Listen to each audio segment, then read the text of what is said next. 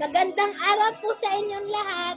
Tapos na po tayo sa tamang pagkain ng isang saging. Ngayon naman po ay gagawin natin kung paano ang tamang pagkain ng isang tinapay. Sandali lang po ah. Ito na po yung tinapay. Una po muna, bubuksan niya po ang pakete ng tinapay.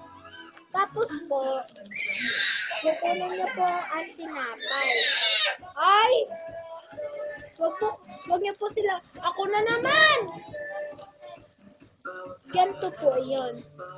Pag nakuha niyo na po sa pakete, pwede niyo pong hatiin sa dalawa. Kung dalawa po kayong kakain.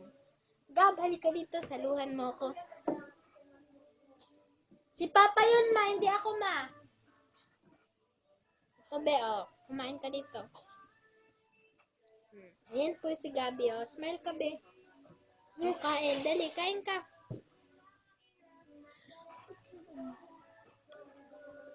Salamat po.